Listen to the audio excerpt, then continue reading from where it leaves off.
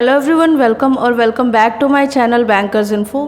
So I hope आप सब healthy होंगे एंड अपनी प्रिपरेशन अच्छे से कर रहे होंगे। इस वीडियो में हम IBPS clerk prelims class 7 days के प्रिपरेशन स्ट्रैटेजी के बारे में बात करने जा रहे हैं। तो सबसे पहले आपको मॉक बहुत ज़्यादा देना है। मॉक के साथ आप लापरवाही नहीं कर सकते हैं। आपको 1 या 2 मॉक डेली देना है। उसके अलावा एक चीज़ और इम्पॉर्टेंट है, मॉक एनालिसिस। अगर आप केवल मॉक दे रहे हैं फिर इस पे फोकस कर रहे हैं कि मेरा मार्क्स बढ़ क्यों नहीं रहा है, तो कहीं ना कहीं आपके एनालिसिस करने के तरीके में गलती है। एक चीज़ आप क्लियर रखिए अपने दिमाग में कि आप सारे टॉपिक्स में मास्टरी नहीं कर सकते। हर टॉपिक में आप 100% मार्क्स नहीं ला सकते हैं। तो कुछ ऐसे टॉपिक आपके स्ट्रॉन्ग होंगे जिस पे आप फोकस करिए, एंड जो वीक टॉपिक है उन पे भी फोकस करिए। बिकॉज ये टाइम बेस्ड एग्ज़ाम है, इसमें आपको अटैम्प्ट ज़्यादा करने होते हैं, तो यहाँ पे बहुत ज़्यादा क्वेश्चन छोड़ने का मौका नहीं मिलता है। बट स्टिल 4-5 क्वेश्चन आप तब भी छोड़ सकते हैं। अब उसके बाद मैं बात कर लेती हूँ कैलकुलेशन प्रैक्टिस के बारे में। आपको कैलकुलेशन की प्रैक्टिस करनी है, आपको स्पीड मैथ्स की प्रैक्टिस करनी है, क्योंकि प्रीलिम्स का एग्ज़ाम है वो भी क्लर्क का। तो इसमें आपको 10 से 15 सिंप्लीफिकेशन एंड अप्रॉक्सीमेशन के क्वेश्चंस फॉर श्योर दिख ही जाएंगे।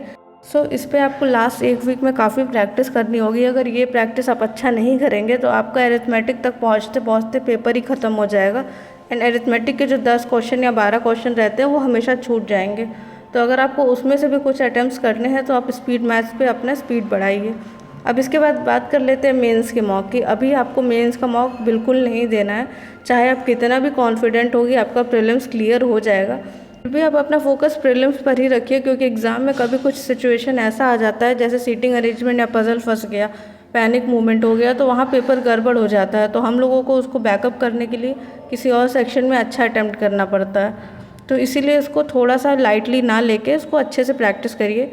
इसके बाद बात कर लेते हैं कि आपको फार्मूलाज रिवाइज़ करने हैं। ये तो बहुत बेसिक और बहुत इंपॉर्टेंट चीज़ है। आपने जितने भी फार्मूलाज अभी तक ट्रिक्स सीखे हैं, फार्मूलाज सीखे हैं, उसको आपको सबको 1 हफ्ते रिवाइज़ करना है, डेली रिवाइज़ करना है। एंड अगर सेक्शनल की बात करें तो सेक्शनल मॉक आपको देना है। जो भी सेक्शन वीक है, किसी का इंग्लिश वीक होता है, किसी का क्वांट्स वीक होता है, रीजनिंग ऑलमोस्ट सबका एवरेज होता है, तो आपको वो वीक सेक्शन पे अलग से थोड़ी सी प्रैक्टिस करनी होगी। एंड इंग्लिश की मैं अलग से इसलिए बात कर रही हूँ क्योंकि ये ऐसा सेक्शन है जो आपने 2-3 महीने से बिल्कुल टच नहीं किया होगा RRB के एग्ज़ाम्स के वजह से। तो इस पर आपको थोड़ा सा और ध्यान देना पड़ेगा ये 1 हफ्ते में। इसमें अभी आप एडिटोरियल पढ़िए, अभी डेली एडिटोरियल पढ़िए, कुछ इजी वाला ही पढ़िएगा क्योंकि प्रीलिम्स में बहुत टफ नहीं आता है। तो कोई इजी वाले न्यूज़पेपर का एडिटोरियल पढ़िएगा, इससे आपकी रीडिंग हैबिट का थोड़ा प्रैक्टिस रहेगा ताकि एग्ज़ाम में भी आप प्रैक्टिस शोकेस कर सकें। दूसरा है आपको error detection and cloze test के क्विजेज़ लगाने हैं। इसके क्वेश्चन तो कंफर्म है, ये प्रीलिम्स में आते ही आते हैं, तो इसके क्विजेज़ आप लगा लीजिए अभी ताकि वो आपका रिवाइज़ हो जाए।